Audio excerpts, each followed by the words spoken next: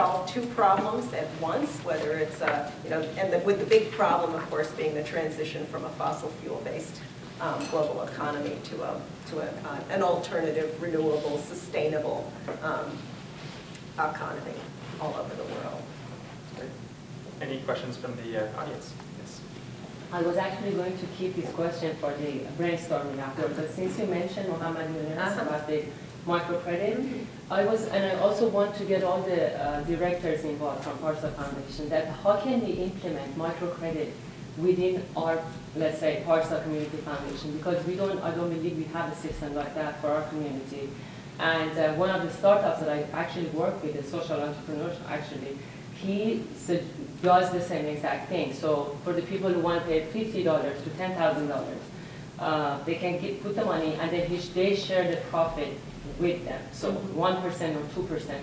But this way, people get more motivated to donate, basically, and to also make a little bit of money. I was wondering how we can implement that in PARSA Community Foundation. You know, I think there are probably other people who can provide more compelling examples than I can, but I would say you can look for social entrepreneurs for whom microcredit is part of the toolkit they're using. And I'll tell you, when we started sourcing, for example, social entrepreneurs working in the area of water, Gary White and Water Partners International is using microcredit as a means for slum dwellers to be able to access the kind of infrastructure that they need to deliver clean water to their communities. So probably microcredit may be a tool that one of the organizations you discover is using to solve a problem that's identified. That might be one way. And another way might be to create a fund, but you really have to know where you're implementing the fund, and would you be doing it in partnership with a microfinance institution or with an NGO, or it's usually it's a tool. So you want to apply that tool to the appropriateness of the solution. Other questions? Yes. Yeah, I had a question about any recommendations or suggestions you have for social entrepreneurs that are that want to start a nonprofit that don't get to that first inflection point but need the monetary help to kind of get there. Kind of like your example with Kiva. They were 30 days out from basically having no money. What if they never got that publicity? Would they have died off? Would they have had any other resources to go to?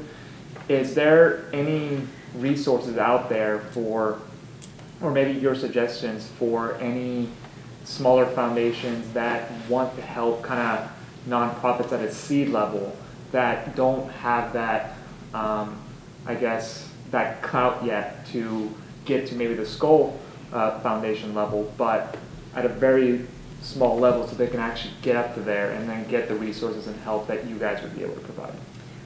Well, when we decided to invest at this mezzanine stage, at this inflection point, a big piece of our motivation was the fact that Ashoka was sourcing early stage social entrepreneurs. I think they've expanded their charter now, so they have folks in their portfolio who are well beyond an early stage. But that was that was their focus when we decided to focus on mezzanine actors. So Ashoka is one resource. Echoing Green is another. There used to be a whole host of business plan competitions. The Goldman Sachs and others had these business plan competitions. Friends and Family is just as Friends and Family are the resource for entrepreneurs, they're also the resource for nonprofits getting off the ground as well. And so I think just the fundraising is also, the successful social entrepreneur sees the fundraising as part of the education and is going to be just tireless in making the case. But obviously there has to be, you have to have the 501c3, there's some kind of evidence that your model is going to work, and you just keep building that network. Often a good board is the best of all possible resource, because boards are, good board members are nodes on other networks, and they're there committed to the cause and vision, and will tap their networks as well. So it's really not a different story in the early stages from that of any entrepreneurial venture. And the PARSA grant committees look very actively for the next social entrepreneurs, and I think we've had some difficulty in finding people that have the plan and the drive and some early success. We partnered with Ashoka in one case to help a fellow they identified and help that fellow further. But I think it usually never works to submit a business plan and say, fund me. You first have to show some results, and then there's people that can help you along the way. So that's what hopefully PARSA can do for entrepreneurs in our space.